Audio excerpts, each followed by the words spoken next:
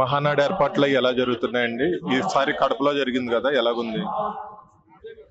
27వ తారీఖు ప్రారంభమైన మహానాడు ఒకరోజు కార్యక్రమాలన్నీ పూర్తి కావడం జరిగింది. నిన్న అద్భుతమైన చర్చ జరిగింది. ఇది పార్టీ సంస్థాగత విషయాలపైన కానీ, ఈ రాష్ట్రంలో జరుగుతున్న అభివృద్ధి సంక్షేమ కార్యక్రమాలు కానీ, వివిధ వర్గాలకు అందుతున్న అభివృద్ధి సంక్షేమం పైన ఎన్ని కూడా చర్చలు జరిగింది. ఈ రోజు కూడా నందమూరి తారక రామారావు గారి జయంతి సందర్భంగా ఆయన ఘనంగా నివాళులు అర్పించేసి ఆయన గురించి చర్చా కార్యక్రమం ఉంటుంది. తర్వాత వివిధ సమస్యలపైన ప్రతిపాదనలు ఈ రోజు ఉంటాయి.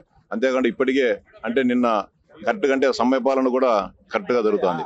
ఉదయం 10:30కు ప్రారంభమైన సమావేశం ఖచ్చితంగా 6 గంటల 15 నిమిషాలకు పూర్తిగా వచ్చింది. ఈ రోజు కూడా ఖచ్చితంగా 10 గంటలకు రెండో రోజు 10 గంటలకు ప్రారంభమై ఖచ్చితంగా 6 గంటలకల్లా ముగించాలని చెప్పి కూడా మా పార్టీ జాతీయ అధ్యక్షులు నిర్ణయం తీసుకోవడం జరిగింది. ఇంకా సంతోషకరమైన విషయం ఏమంటే ఇప్పటికే దాదాపు ప్రతినిధులంతా కూడా సగం మంది ఈ 8 గంటల్లోపే రావడం జరిగింది. నిన్న దాదాపుగా మేము ఆహ్వానించింది 23,000 మంది అయితే దాదాపు 30-35,000 మంది వరకు అందరూ కూడా వచ్చేసి ఈ కార్యక్రమాన్ని పాల్గొని విజయవంతం చేయడం జరిగింది. వచ్చిన వారందరికీ కూడా వసతి సౌకర్యాలు కానీ, భోజన సౌకర్యాలు కానీ అవన్నీ కూడా సజావుగా ఏర్పాట్లు చేయడం జరిగింది.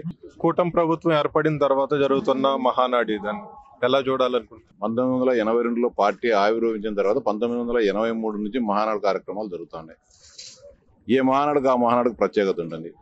మొత్తం మీద రాయలసీమలో అంటే కడపలో ఇంతవరకు ఈ 43 మహానాడులో ఎప్పుడు కూడా కడపలో జరగలేదు. అంటే రాయలసీమలో తిరుపతిలో జరిగినాయి కానీ మొట్టమొదటిసారిగా ఒక మీడియం రేంజ్ పట్టణమైన కడపలో జరగడం ఇదే మొదటిసారి. జిల్లా ప్రజలంతా కూడా ఆసక్తిగా చూస్తున్నారు. అంటే ఇంత బ్రహ్మాండమైన ఈవెంట్ ఈ స్వాతంత్రం వచ్చినప్పటి నుంచి కూడా కడప పట్టణంలో ఎప్పుడు కూడా జరగలేదు. కాబట్టి ఈ ఏర్పాట్లు ఏ విధంగా చేశారన్న దానిపైన జిల్లా ప్రజలంతా కూడా ఆసక్తిగా చూస్తూ వాటందరినీ కూడా సందర్శించడం జరుగుతుంది. దాంతో విపరీతమైన రద్దీ కూడా ఉంది. ఇక్కడ పెద్ద ఎత్తున సాధారణ ప్రజలు కూడా తరలి వస్తుండటంతో విపరీతమైన రద్దీ కూడా మహానాడు ప్రాంగణం ఉంది.